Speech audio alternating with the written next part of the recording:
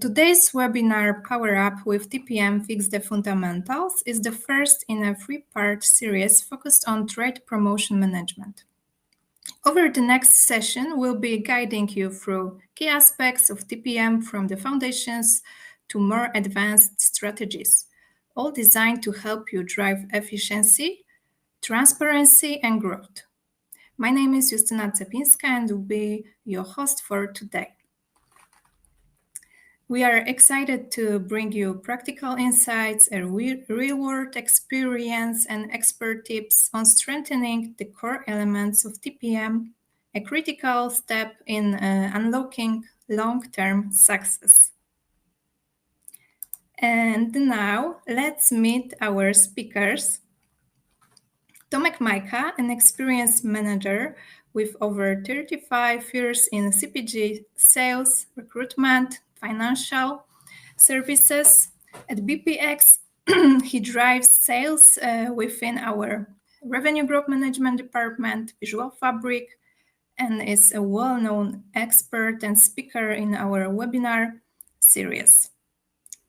The second one presenter is Marek Matan, a seasoned professional in commercial finance, revenue optimization, and digital transformation in the CPG sector, but he will tell you more about himself in a moment. So, for those of you joining us for the first time, a few words about our company, about us, about BPX. It's a fast-growing global consulting company with nearly 20 years of experience in the IT market. We operate worldwide, delivering cutting-edge solutions in ERP, business intelligence, and revenue growth management, trade promotion management. Our mission is to support companies in their digital transformation journey with comprehensive end-to-end consulting and IT services backed by world-class technology.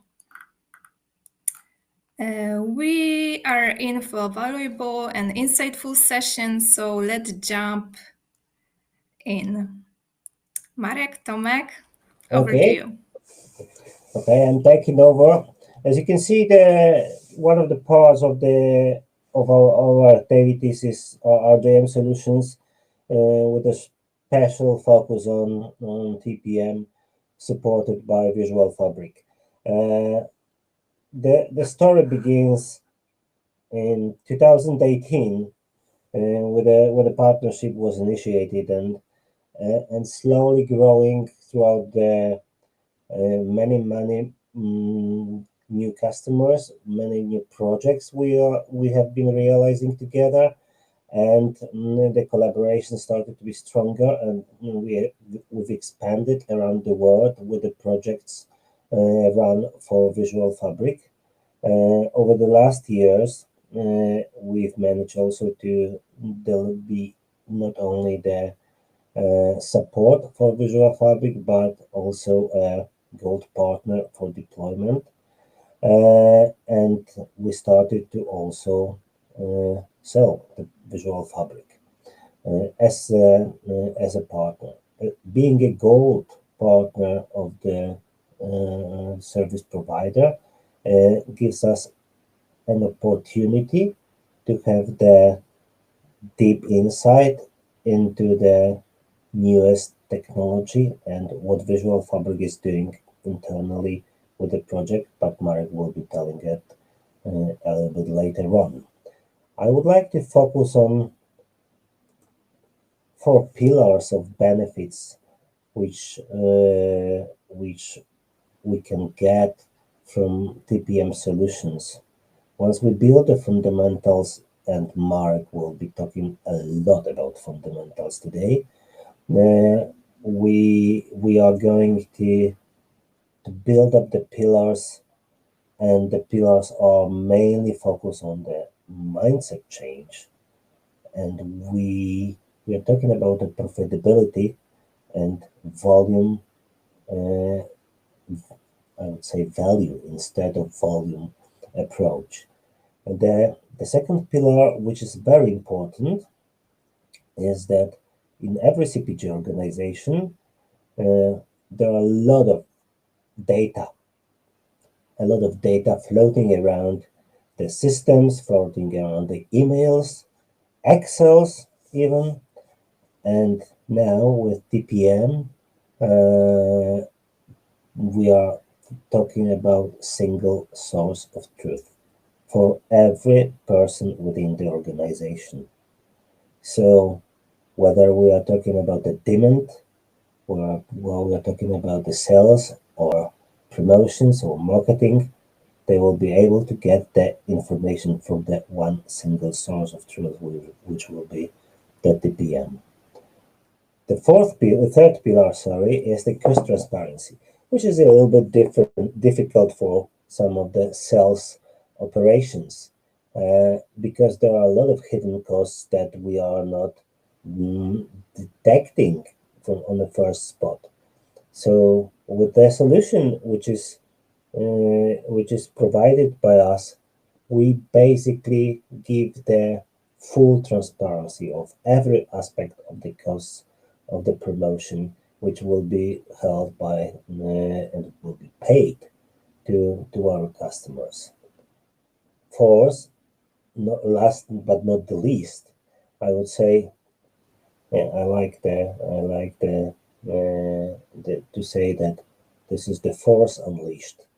But in fact, these are resources unleashed. What do we mean with automation, with the speed of this technology?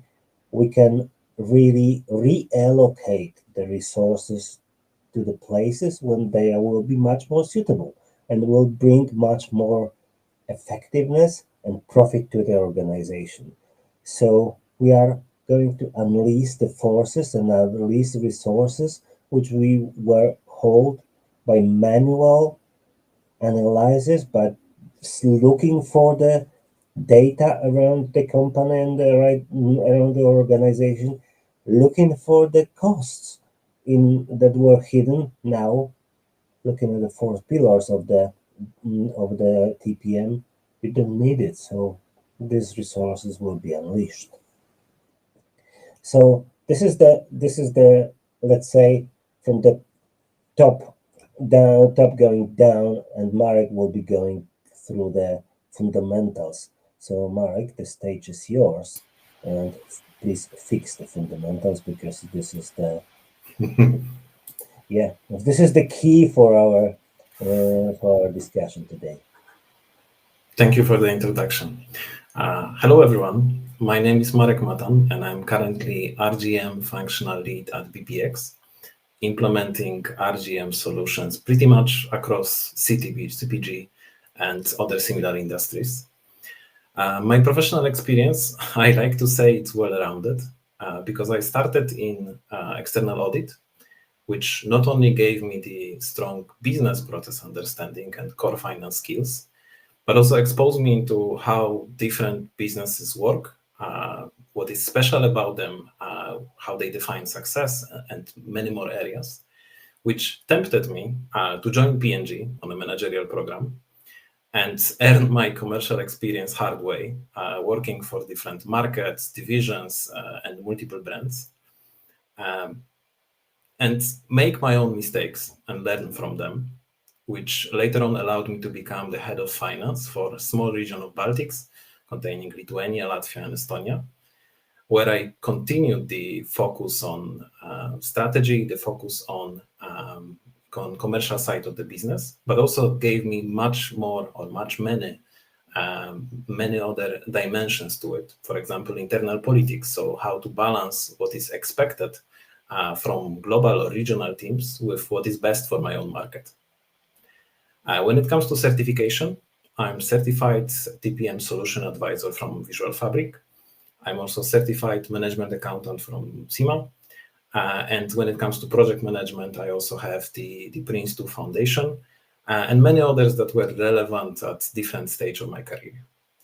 Personally, I'm currently mastering my multitasking skills, because I'm already a father of twins, and I'm expecting one more kid soon. As it was mentioned already before, today's webinar is part of the series that is aimed at guiding you through the difficult process of digital transformation of promotional, but also overall commercial planning. And today we will be talking about fixing the fundamentals, meaning making sure that you have the right tools and processes to accommodate 21st century business reality. The second webinar would be about automation, would be about what parts of the process we can actually automate to eliminate those parts that are not adding value, but are actually consuming time and resources. And once we acknowledge this and put it in place, we will talk in third webinar about what we can do with those time and resources to elevate our commercial planning, to make us a better organization that is earning much more profit and also using our resources in a much more efficient way. Before we move to today's agenda, I wanted to ask you one question on the expectations for today's webinar to make sure that I address them during the presentation. So you should see shortly a short quiz popping up on your screen with one question to be asked.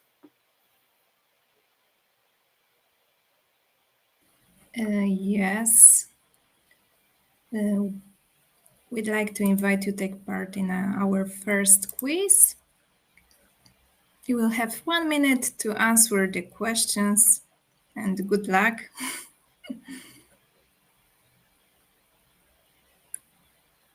This one should be the easy one. There is also the second quiz during the presentation, which should be a little bit harder.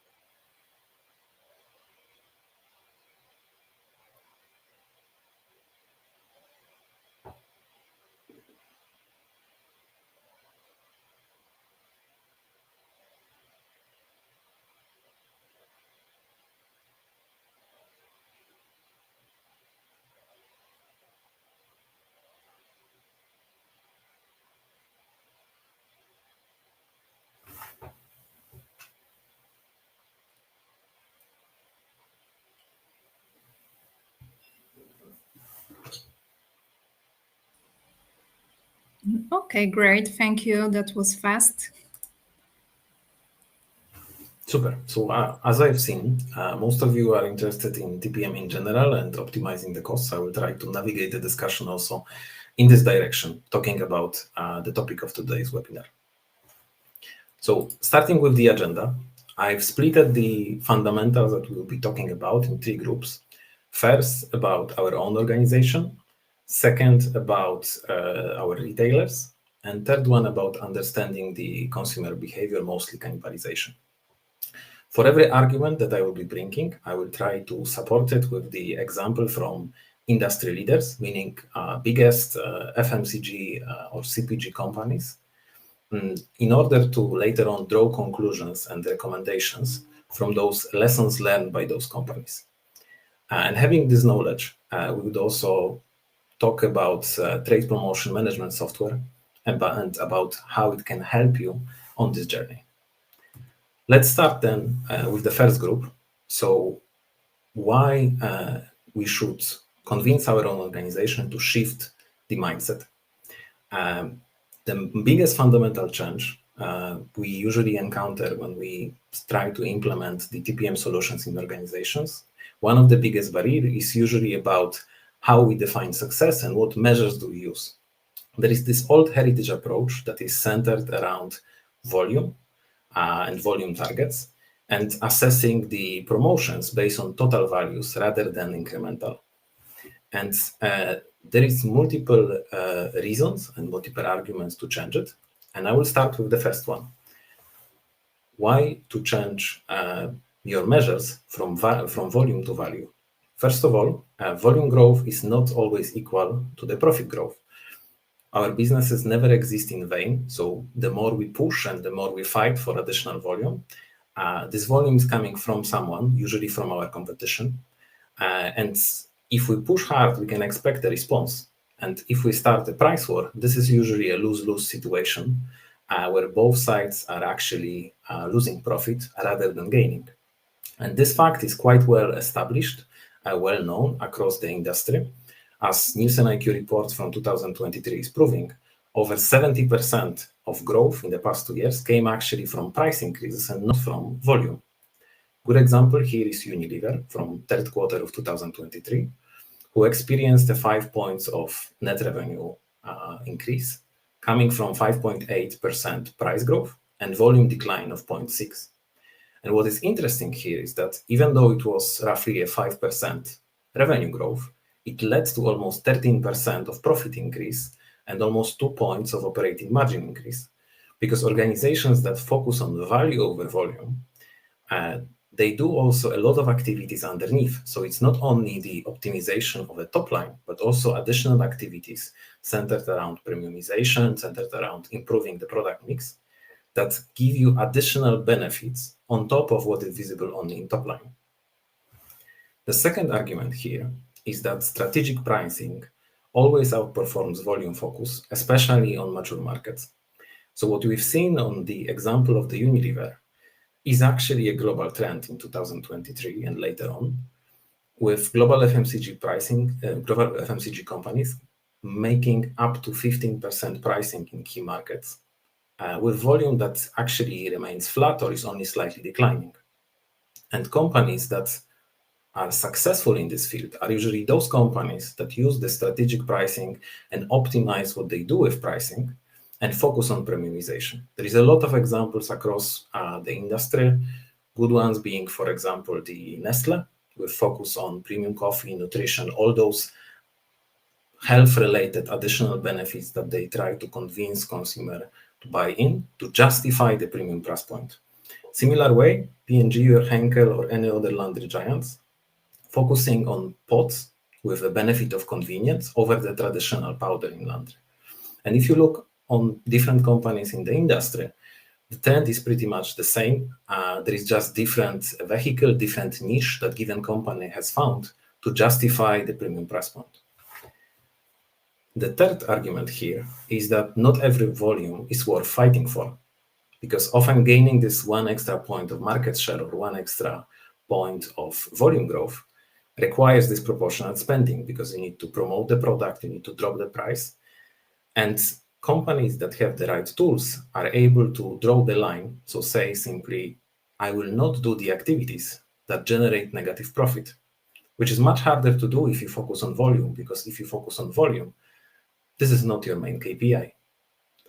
And the market situation is only pushing us into the state where this approach is more and more needed, because the bottom part of the market is under bigger and bigger pressure from private labels, and the margins are usually very low and not necessarily worth fighting for. And the upper part is actually more and more willing to buy more expensive product, probably with slightly smaller quantity.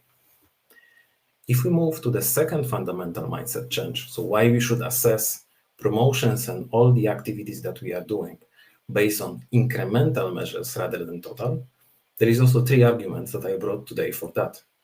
The first, the most obvious one, is that it is simply a way better way of measuring the effectiveness, because only by isolating the baseline, meaning the part of the sales that would happen anyway, we can understand the true impact of our activity.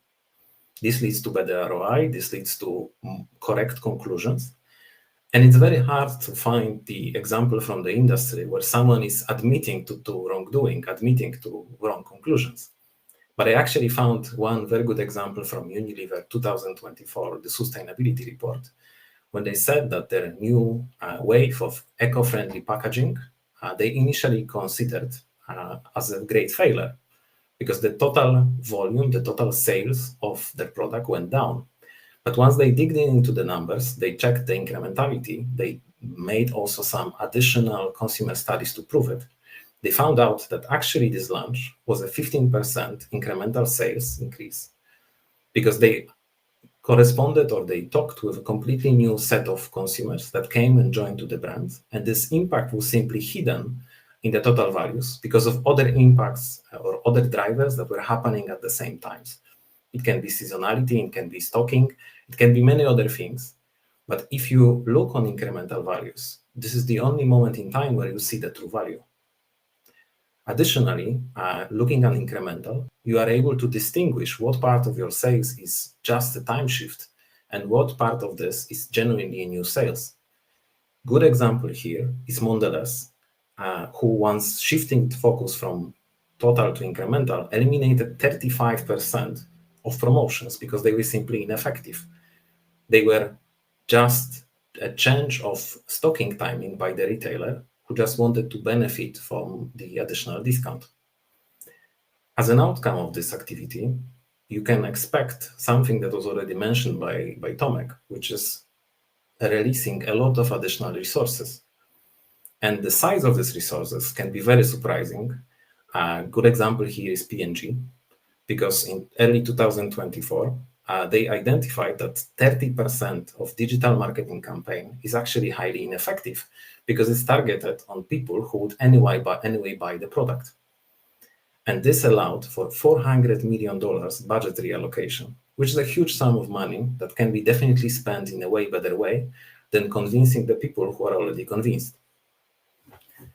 Second argument for why we should shift the focus from total to incremental values is that this allows for a more effective pricing strategies. Because only having the incremental analysis, we can determine optimal price points and optimal promotional discounting. Here, the example is from the Mondelez, who discovered that actually shallow discounts of 10 to 15% on premium chocolate works much better when it comes to profit than what they used to do with 30% plus discounting. As a person who buys a lot of chocolate, I'm quite sad about this, but for the company itself, this is a great learning that allows to increase the level of profit. Additionally, this allows us to identify what is the promotion saturation point, meaning the moment in time where there is too many promotions in given period of time, where this no longer brings additional value, but rather deteriorates the category value for everyone. Here, the good example is Tide or overall laundry market, where they learn that if they have 6 promotional windows in a quarter, actually the category value is going down by over 4%. So what they did about this is they reduced promo frequency by over 30%. They start to use in some markets EDLP, meaning everyday low price, so one constant price that is slightly lower than the regular price, rather than doing often and repetitive promotions. Last but not least, more effective pricing strategies means also revealing the threshold effects. So those price points where the demand is suddenly dropping by a small change in pricing. So we are finding these magical price points where you are getting maximum profit, and we are not yet entering the territory of significant volume drop. Good example here is Unilever in 2024 on personal care products, where by finding those threshold effects, they managed to increase the overall category value by 7%. The third argument behind why you should focus on incremental values over total is to have a deeper consumer insights. Because having this incremental value, you can identify finally the cross-category effects. So how the sales of, especially promotional sales of your products, are impacting other products in your portfolio. Those impacts can be negative, like cannibalization, we will talk in a moment, but they can be also positive, like complementary purchases that you might not yet acknowledge. Good example here is Ferrero Rocher, who in late 2024 found out that some of chocolate and non-chocolate products in their portfolio are actually complementary, and they managed to optimize around it and increase basket size by 18%. If we combine it with the marketing study, we can now create a great commercial strategy centered around market segmentation, because we are revealing actually the true drivers behind sales. Good example here is Mars confectionery pack size incrementality study, where they found out that some of the pack sizes are really driving consumption, while others are actually only shifting the consumption timing. So you are buying a bigger pack, you are probably using a little bit more chocolate, but if you buy certain types of pack size, which is offered in certain types of stores, this is usually just a consumption shift, meaning you consume the same amount of product, but it will be just the moment you buy versus the moment you consume will just simply shift. If you combine this knowledge with the right packaging and placement strategy and distinguish trial from repeat purchase, you are actually able to use two contradictory strategies on the same market.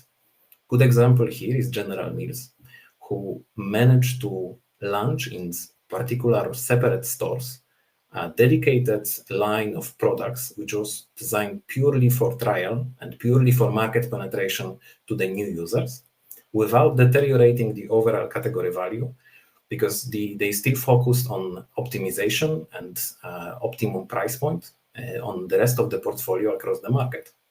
So you are really able to combine fire with water. And if we know already what are the benefits of this mindset shift within our organization, I prepared also for you the 4 steps plan on how to do it, how to implement it. The first step is to review your technical infrastructure, your systems, your tools, your data, to make sure that you can actually support this change. You can support the new ways of working, rather than adding this as a one more step to your current process, as one more task for your field force, one more task for your financial business partner, because this way they will make it probably one more manual recalculation or a guess. And if this guess is wrong, this can actually cause more harm than good. I will support myself here with a quote from Peter Drucker that if you can't measure something, you can't actually improve it. As a second step, what you should do, you should review what are your measures of success. So what are your KPIs that you use as targets, both for the whole organization and for singular people. Because you don't want to change the theoretical process, you want to change the actual behavior of people in your organization and the results of those behaviors. Supporting here with the quote from Ellie Goldratt, tell me how you measure me and I will tell you how I'll behave. The third step is to align with relevant stakeholders, both locally, so your GM, your finance director, relevant managers from other departments, and also globally and in the region, to make sure that they are your change agents and they are your sponsors in case you need additional funding for some of the technical infrastructure changes. I would use here the quote from CEO of Mondelez. Digital transformation in FMCG isn't just about technology. It's about leadership aligning teams to meet evolving expectations of consumers.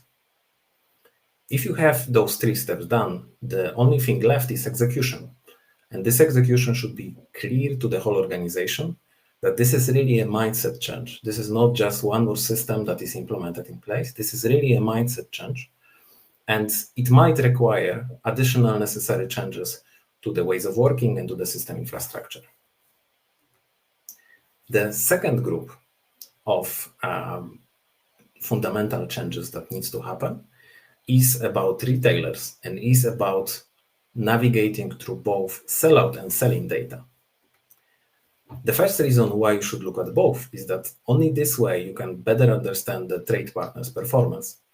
You can see the real retailer margin, so not only based on the theoretical prices, but based on what actually happened in trade, that you count in also other, let's say, less known and less easy to calculate drivers, such as forward buy, such as redemption, and many others that we will talk in future webinars. But this is not only about looking at the hands of the retailers and making sure that you steal your money. This is actually around improving your cooperation with them, improving the joint business planning, and making sure that this is centered around what is relevant, meaning consumer or shopper, and building category value rather than discussing shipment timing. This also allows you to identify the execution issues. For example, Diageo in 2024 on premium spirits brands, where they found out that when they launched a new brand, they scored very nicely on selling, so it had very nice distribution growth, adoption among retailers, but the actual sellout was really poor, and they managed to quickly turn around this by finding out that this pure sellout was actually caused by not optimal shelf placement. So you have an early identification of the problem and a quick fix instead of waiting a few months for the selling to translate into under delivery in the next months. This also allows to get insights on stock levels as an early prevention system. If you have a category that is very seasonal and have very short shelf life, this is crucial. Good example, Unilever and ice creams.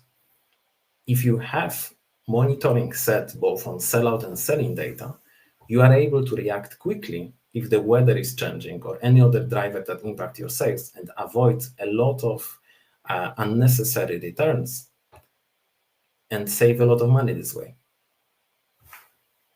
Second argument on why you should focus on both sellout and selling is to understand the consumers. If you launch a new product, and every organization from time to time or more often does it, if you have only selling perspective, you rely fully on shipment data, you rely on distribution growth, but your response to any potential under delivery is very late. And if you have sellout perspective on top, you can actually react very quickly.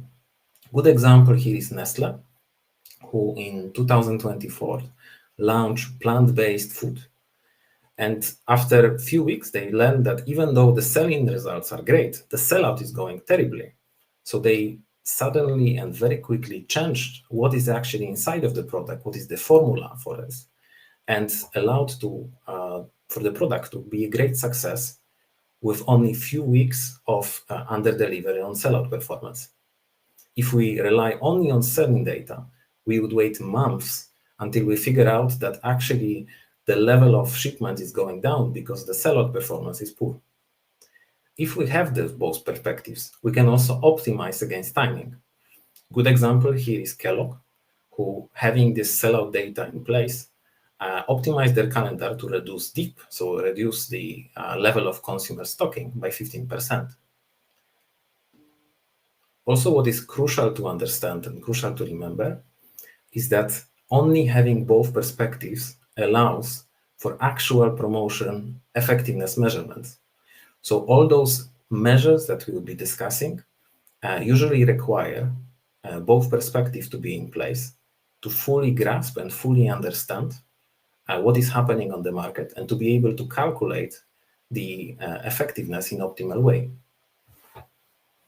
The third argument behind having both sellout and selling perspective is improved demand planning and supply chain management.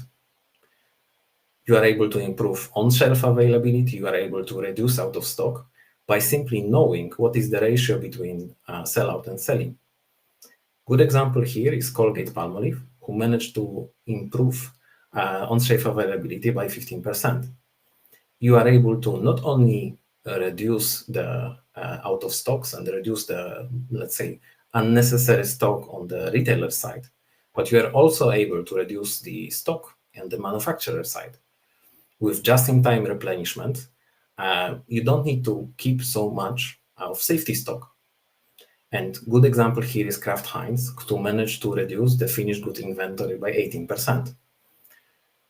This also allows, in some, let's say, radical situations, to prevent ghost inventory on the retailer side. Because you might have a situation where, in theory, your retailer is having a lot of stock. But if you go into the store, there is actually nothing on shelves.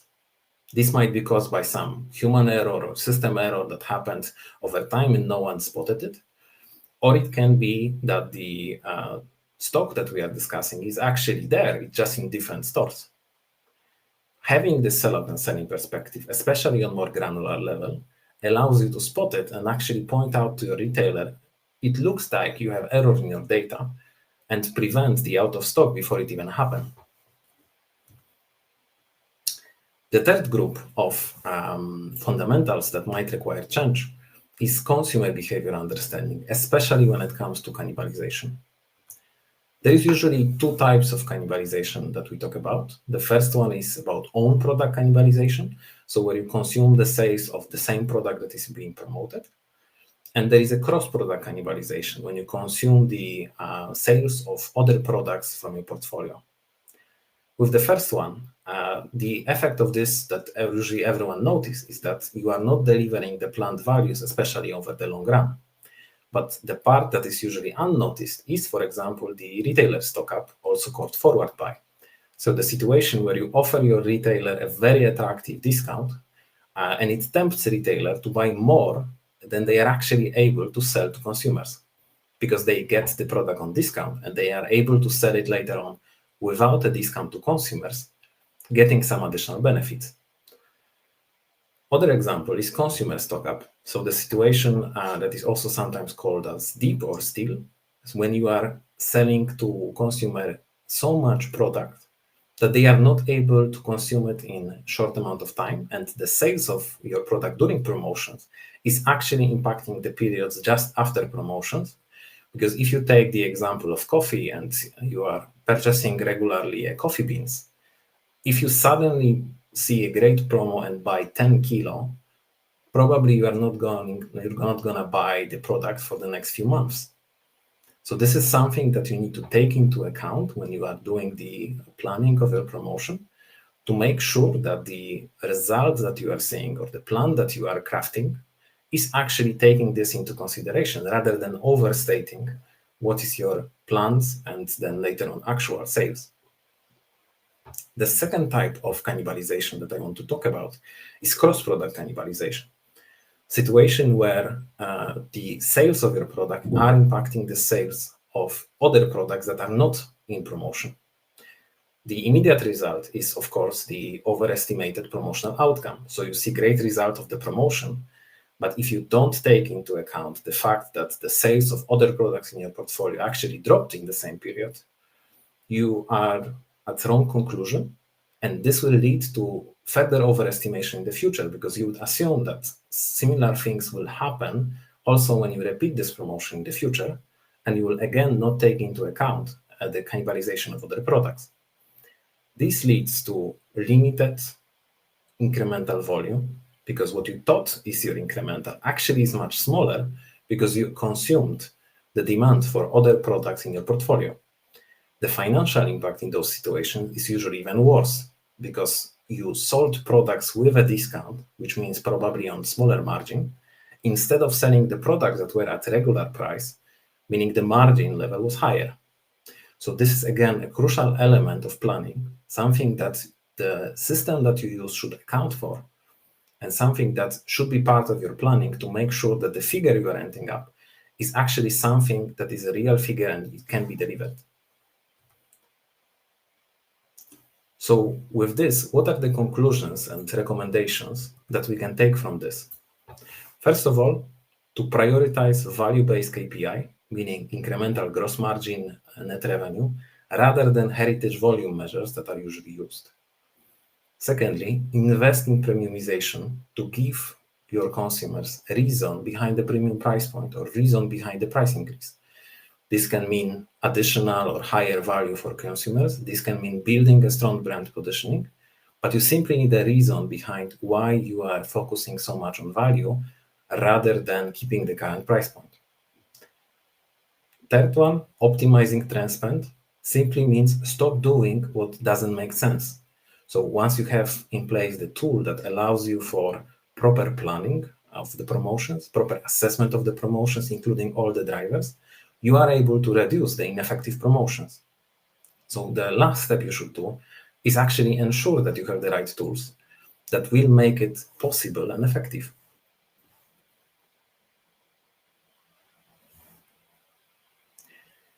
With this, I want to give you one more example that you can take on your own to understand if you fully captured the concept of the cannibalization.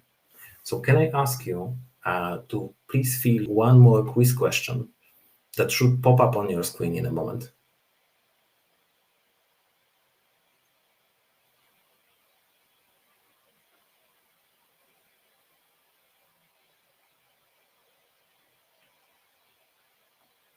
The question is about cannibalization. So which of those product combinations are most likely to experience cross-product cannibalization? Two same brand chocolate bars in different sizes with distribution limited to two different store formats. Coffee pots and coffee beans in same price point sold at the same store. No coffee machine is being sold at the same store.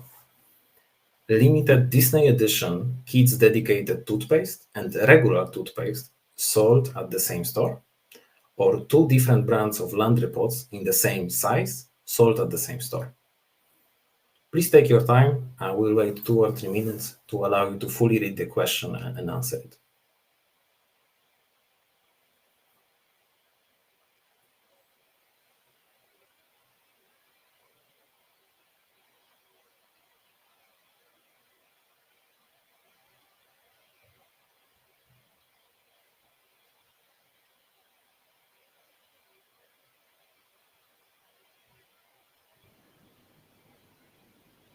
Marek, while our guests will be answering the question, I just want to wrap up one thing. It's what you've been talking about is mostly about the mindset change, because it's not only about technical issues and not only about the financial calculations, but it's a whole mindset of the organization that needs to be changed to start counting whether we are earning or losing. Am I correct? Yeah, it's a huge change for organizations, something that organizations should be ready for, but also something that comes naturally with the right tools. Because it's very hard to, possible, but very hard to translate the heritage approach where you focus on volume, because simply once you put it in numbers, once you translate into profit, it often doesn't make sense. So it's a mindset change, but mindset change that can be very well supported by the right tools. Okay.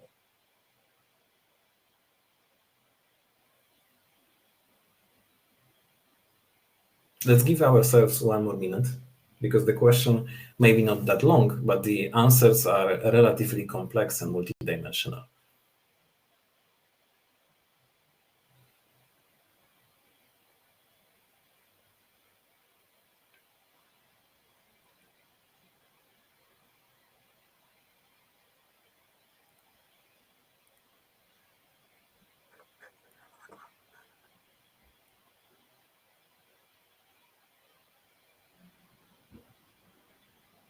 If you are questions for our guests, you can feel free to ask via our chat.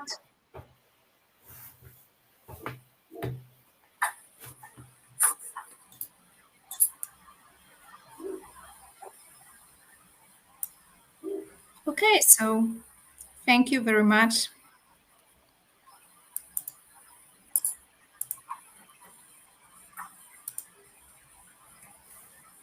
So answering to the quiz question, actually those of you that answered the quiz answered it correctly. So it was the answer D. And the other 3 answers were actually 3 strategies that you can use to minimize the cannibalization impact. So the situation with the store format is something that you can use to limit the cannibalization by simply limiting the availability of the product. The second strategy about the coffee beans versus coffee pots is the strategy to limit the cannibalization by limiting the use possibilities, because you can't take the coffee pot and put it in the coffee grinder and expect for this to work. The third strategy with the Disney dedicated toothpaste and the regular toothpaste is about building a consumer perception and personalization, because technically you can use the regular toothpaste to wash the teeth of the kid, and you can as well use the Disney dedicated themed toothpaste to wash teeth of an adult. This is purely about consumer perception that you can build, so that everyone thinks that they need a dedicated product and everyone wants to have a dedicated product to feel valued and appreciated. And only in the fourth scenario, where you had a pure example of laundry pots, this is something, the situation where you expect the biggest cannibalization. But of course, in all of those scenarios, some cannibalization might happen. So moving on and discussing the tools that you need. The tool that you need should be able to, first of all, automate the boring part of the commercial planning. Everything that is connected to integration, calculation, validation, and approval is something that adds value to the process only by the fact that this is done correctly. If this is done correctly, this is a part of the job, the part of the process that can be actually automated by the right tool and can release a lot of time and resources to do more interesting elements. And those interesting elements should be actually elevated by your tool, meaning you should be able to do the post-evaluation utilizing the available data. You should be able to implement the best industry standards for financial planning, and you should be able to configure or to have configured workflows that actually reinforce desired behaviors from the users. So it's not only about implementing something that is packed, let's say, factory packed and just it. This is about tailoring to your needs and tailoring to what you actually want your users to do. This tool should also allow you to reinvest this time and resources. So this should be a net positive gain where, of course, the tool is going to cost you something, but this is an investment that can actually be well spent and can actually save you a lot of money, which you can later on reinvest into the interesting part of the commercial planning. This also should become your single source of truth. This should be one place where you actually go to check, both from customer perspective or from product perspective, what is your current plan, how are you heading on to complete it, whether you are above or below target. This should be also built and configured by experienced industry professionals, because only by working in the CPG world, you can understand the challenges, and only by working in the CPG world, you can actually understand what are the consumer or the overall expectations from the system. And the answer to this is, according to us, Visual Fabric, because this is the tool that is actually built by industry professionals. This is also tools that we as BPX also recommend and implement to our clients. This is 100% software as a service solution and with embedded AI. And it's a platform that have 4 main modules and multiple other things underneath. Those 4 main modules is, first of all, Trade Promotion Master. So something that we are mostly talking about. This is the AI-driven holistic promotion planning optimization solution. It covers end-to-end promotional planning, optimization, both pre-evaluation and post-evaluation of your promotions. But on top of this, what you are getting is also Demand Forecast Master. So the tool that is actually able to identify what is your baseline, also support the full S&OP process in your organization, the whole cycle with insights and ability to manage volume both bottom up and top down. On top of this, to get the full commercial picture, there is a Trade Spend Master, so solution for regular price management, for contract management, for business planning and financial forecasting, so that everything is automatically integrated within the platform. And within each of those modules, you are actually getting a full picture. It's not in a way that we are focusing only on promotions and anything that is spent on contract is actually not captured in your profit calculation. It's actually opposite. Whatever is discussed and spent with your retailers should be captured somewhere in one of the modules of Visual Fabric. On top of this, there is also the Marketing Event Master, which is the youngest module, which is used to manage marketing activations against given budget and track performance. And there is a lot more to it with other modules that are, let's say, underneath or are usually part of the bigger license. Just to mention a few, a revenue plan, that is the definition of a one-stop shop, the definition of a single source of truth. So the place where you go to check what is given month plan for your retailers on particular product or on the whole category or on the whole business. You can look through retailer's eyes, you can look through the product perspective. All of those dimensions are visible there. On top of this, you have PLC, so product lifecycle, so a module which is like a window to your product master data to understand all of the attributes that you have there, to understand the product groupings, which part of which brand this product is, part of which pack size, and so on and so on. and also allows you to manage more advanced parts linked with your portfolio, such as managing listing at given retailers, floor prices, and much more.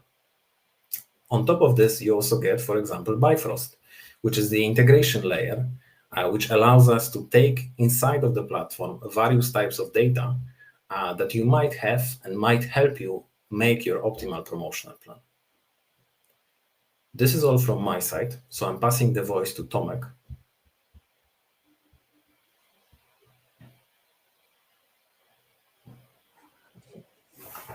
Thank you very much. We'll be answering some questions at the very end that showed up on the chat.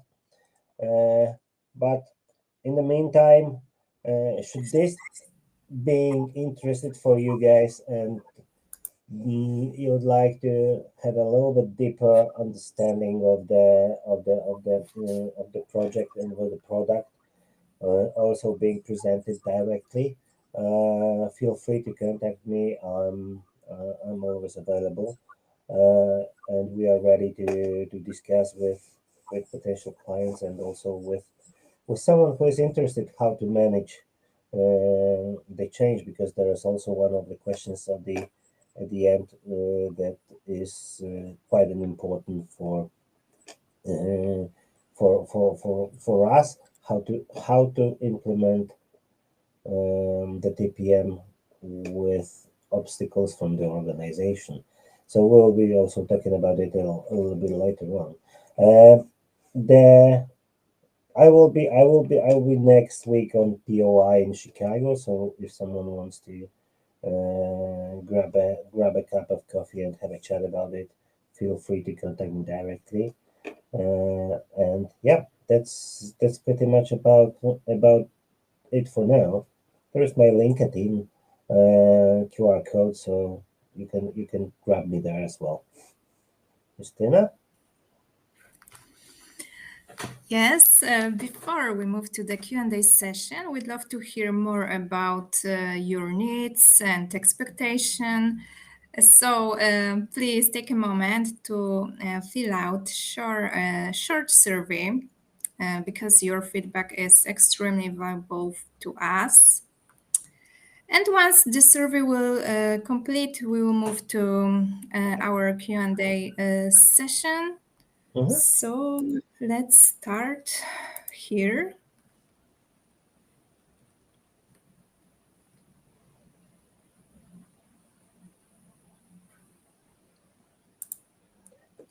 Wait a minute. Yeah. Yeah, it is important for us to generate the information from the market about the potentials of the software we are selling, and also over the last half a year, I've been talking to the customers, and quite often I've still been finding that the TPM is based on the Excel.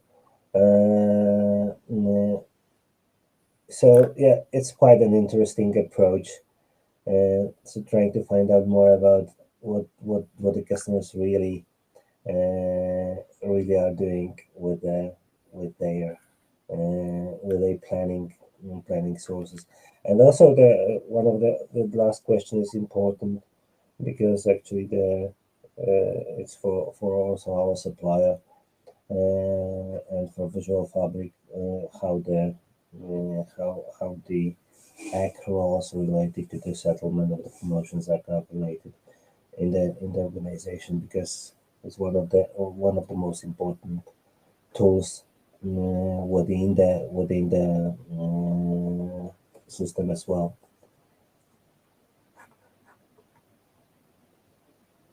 Okay, great. Thank you very much. Okay. And now let's move to Q&A. Yeah, Josh is asking. Marek, Josh is asking difficult question. Yeah. Yeah. What in case I hope it's difficult. you don't manage to convert your organization to change the current volume driven mindset? Is there any benefits to implement the TPM? Actually, yes. because you still would be able to automate the non-value adding part of the process. So you are still getting the benefit of calculations, integrations, and all the other boring stuff being actually automated.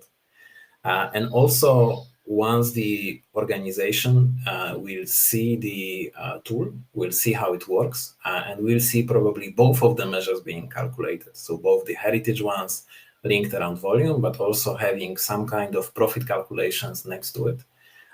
Probably their mindset will naturally start to shift, and you will have a great advocacy in just the numbers that they would be seeing. And this will help you probably over the long run to change this mindset, even if you haven't managed to change it at the beginning. I would add to this the volume versus value is changing with the global economy situation as well. And if we are at the growth of the economy and the prosperity, then fine, everyone is going to get the shares. But when we are talking about the economy that is, let's say, maybe not declining, but a little bit uncertain, then profit is starting to be crucial. So I would say that even if this mindset is not yet changed, it will. Yeah. Okay. The next question, please. Oh, premiumization. Premiumization is a very interesting topic. Do you know any other examples of optimized pricing and premiumization strategies applicable to other product categories beside the coffee capsules that you mentioned, Marek? Yes, so there is a lot of examples, but this is always depending on what type of consumers and what types of market we are talking about. I would say the strategies can be grouped in few types. So some of the organizations are trying to sign you up for, let's say, a repeat purchase. Good examples were those coffee, let's say, pots. So you need to buy the machine. Once you buy the machine, you are quite tempted to continue buying because you already invested. So you don't want to write off these investments and suddenly switch to something else. Other examples are, for example, shaving companies doing pretty much the same. So they are trying to convince you to buy the system, whether this is, I don't know, Mach from Gillette or any other system used by other manufacturers, because this is the way where they are actually signing you up, because you already made the investment, you already spent some money. So it's now cheaper for you to continue buying the replacement head in case of Gillette. But also in case of, for example, tobacco industry, also the sticks to your tobacco heater. There are also other strategies, but this is always specific to certain industry. And this is always specific to what you want to achieve. Because if you talk about, for example, the alcohol industry, what they will try to do, they will try to sell you the product that have the smallest excise. So depending on excise regime in given country, the strategy will be different, but will be centered around, for example, lowering the alcohol level in the drinks that people are buying, selling something that is attractive to consumer in attractive price point, but have maybe 2% less of alcohol inside it. Oh, that's an interesting stuff. Okay. So check your bottles, because probably they have less alcohol than you think. Okay.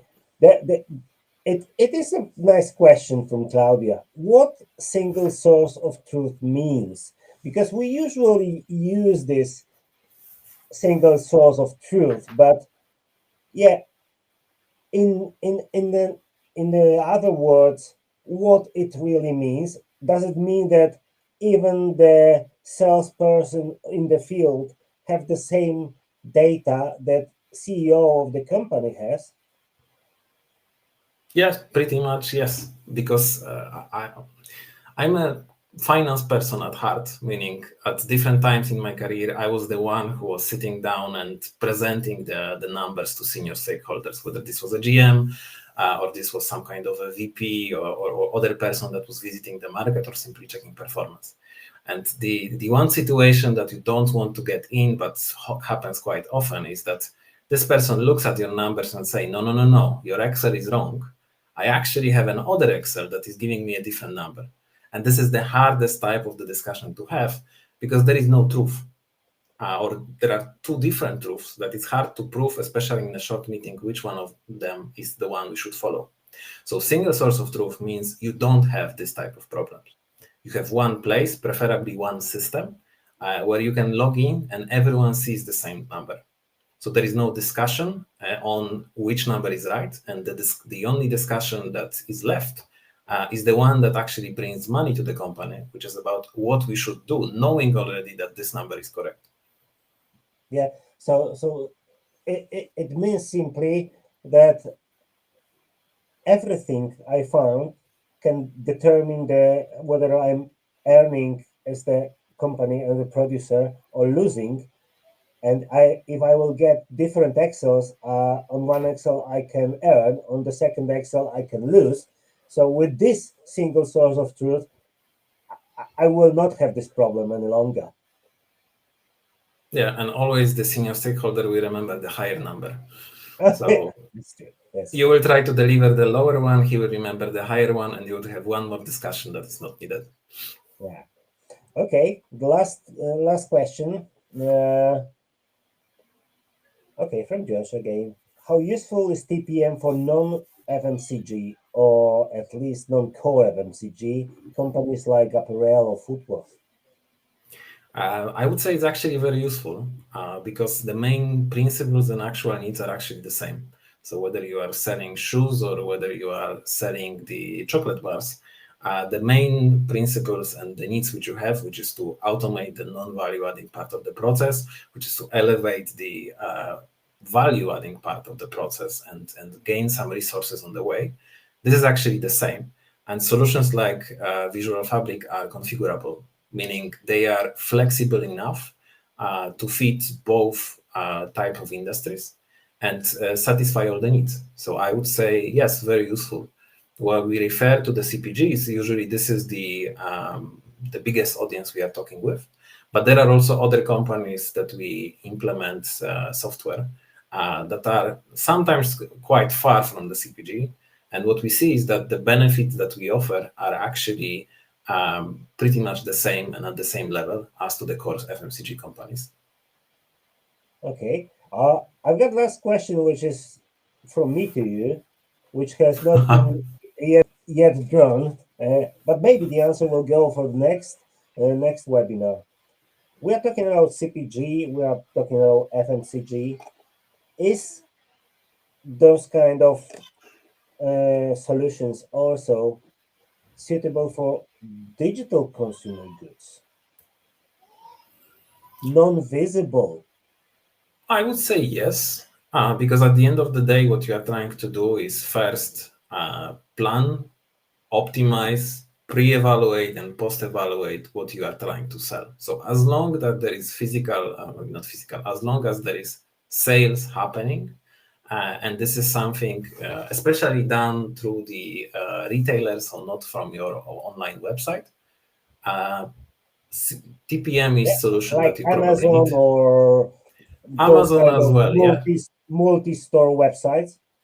Yes, exactly, because the granularity of the problems that you have and the granularity of the measures that you need to calculate, if you have anyone between you and the consumers, is quite high.